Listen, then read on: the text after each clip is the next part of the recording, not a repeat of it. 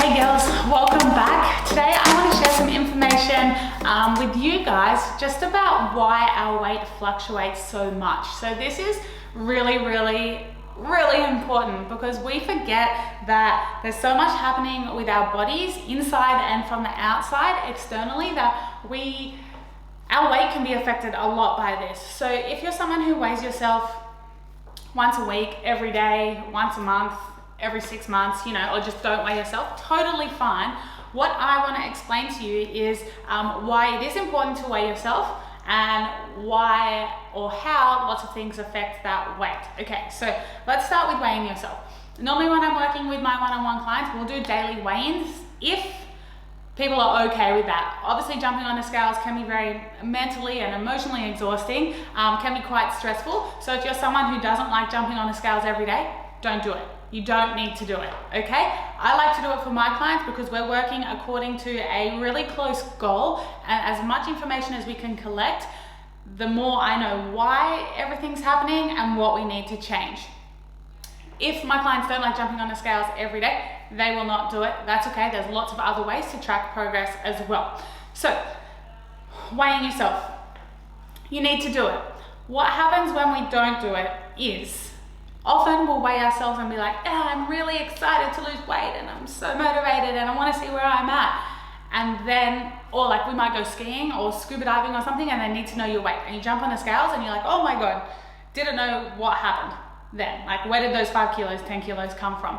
If you had weighed yourself, a little bit more regularly instead of like once a year or once every 6 months, you may notice a slow increase in the scales, which to you could be a sign to be like, okay, maybe it's time to rein it in a little bit. Maybe I need to get a little bit of help, or maybe I need to assess where my nutrition is at the moment.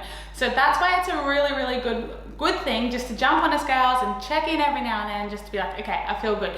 You don't have to do that. You can also take your measurements. You can take photos once a month, every 2 to 3 months. You can check in with your clothes, see how they're feeling around anywhere.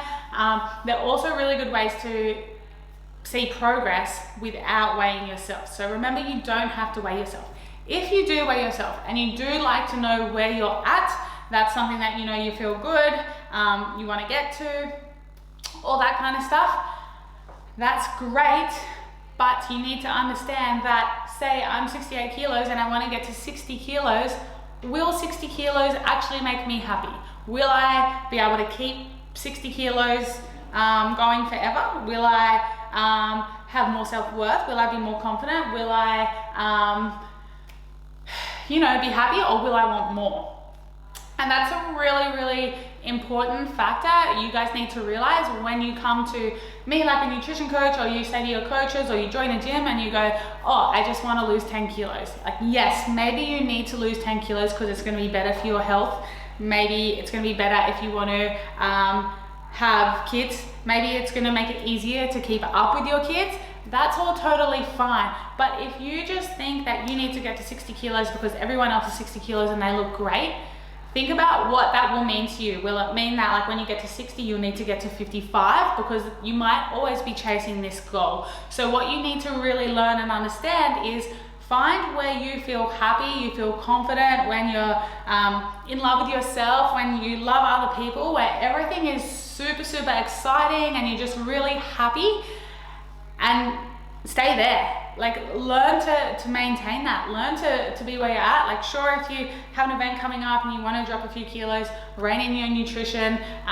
Sure, if you have a competition and you need to get stronger, like change your nutrition, that's all well and good. But really understand the reason behind why you want to be a certain weight, because we are not our weight.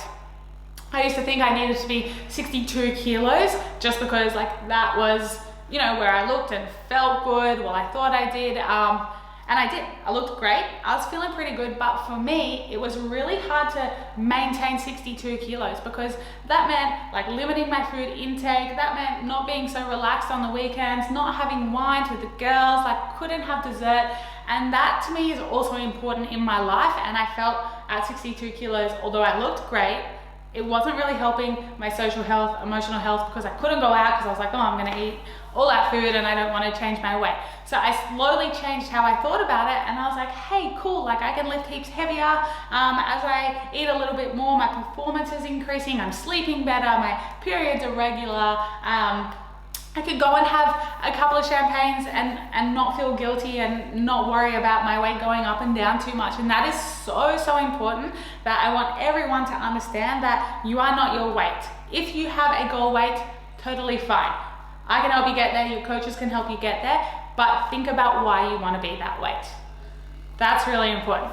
Now I want to talk about why your weight will change so much. And so if, for example, you jump on the scales every day for 2 weeks as an experiment, and say everything we eat is exactly the same every day, so we're not eating more or less calories, it's bang on exactly the same. Your weight will fluctuate anywhere between 500 grams to 2 kilos in those 2 weeks. That is very, very common, especially for females, that their weight will change and be affected by a lot of other things. So things that your scale weight could be affected by: the food you ate last night, the time you ate it, the amount of water you drank, the quality of sleep you had before you weighed yourself, if you ate different types of foods with extra sodium, if you're highly stressed. And right now we are all very stressed. Even if we don't feel it, there's some stress around. There's stress everywhere we go now. Stress is a constant. We need to deal with that. Training. Did you have a really, really hard training session? Did you lift heavy weights? Did you go for an extra hard run? Inflammation. It does weigh something. Your period, at different times of your cycle, you are going to weigh totally different things. So if you look at your cycle, as say roughly 28 days, the first 2 weeks before ovulation, you're going to be looking good, you're going to be feeling good, everything's going according to plan. We hit ovulation smack bang in the middle, and then for the second 2 weeks, that's when our estrogen and all our hormones are trying to figure stuff out. So we might be a little bit more bloated, we might have a little bit more water retention, we might have a little bit more pain, headache, we might sleep worse. The day before my period, and a lot of my clients, because I get them to track that as well, I weigh anywhere between like 500 to 1.5 kilos heavier the day before and the first day of my period. It is really, really common. So I want you to think about that. Say you weighed yourself on day 7 of your period, when everything's feeling good and you're looking lean and you have heaps of energy, and you may say weigh 65 kilos. And then you weigh yourself a few weeks later, and it's day 1 of your period, and now you're 67 kilos. Say you don't weigh yourself for another month, and then you weigh in again at, just when you get your period or about to get your period, and you're 67 or 68 kilos. If you go from 65 to the month later 68, you're gonna go, oh my God, I put on 3 kilos, what has happened? But you've forgotten what else has happened throughout that month, the time you're weighing yourself, the food you've eaten, if you've been to the bathroom, everything does affect that, which is why how I do it is I get my clients to weigh in every single day, and we take a 7-day average. Then we focus on the averages over a couple of weeks to see where we're at. Because like I said, weight's gonna fluctuate. You shouldn't be making massive drastic changes according to one weigh-in, because it doesn't really tell you much. It depends on the time you weighed yourself, like was it first thing in the morning, was it at lunchtime after half your day of food, was it at dinner time? Everything affects it, that it's really, really important to collect as much information as you can, and don't get so caught up on the scales. Like, yes, it is a tool to measure, but it doesn't mean much at all. It's not the be all and end all. Other things like how you're feeling, how you're performing, your energy, your work, your relationships, your social life, your period, is that healthy? Like, is that what we need to work on? All that different stuff is gonna affect your weight. So weight is just one way to collect that information. If your weight fluctuates a lot, like within a month, mine will fluctuate up and down 2 kilos, but I know that that's gonna go back to normal, and it's just going up and down, and that's my body. So if you have any questions on weighing yourself, how to track your progress, or what's happening to your body at different times of your cycle, please let me know. I'm more than happy to help. We can train around our cycle, eat around our cycle. We can make sure that we're not eating really high inflammatory foods, or there's so many different things that will affect what you weigh, that it shouldn't be the only thing you follow. So if there's anything to take away from this, please please make sure you check in on how you feel, how you're looking, how your relationships are, how your energy is, how your focus is, how your training is going, and then just use the weight as another point of collection of data so you can figure out where you're at. If you have any more questions on this, please let me know. Remember, you don't have to weigh yourself every day. You can if you want, it can become a habit. It doesn't matter at all. The most important thing is to really dig deep and understand how you actually feel with where you are at. Can't wait to hear what you think of this, girls. So shoot me an email if you have any questions. Post and tag me on Instagram, and I will see you back for some more nutrition and lifestyle tips soon.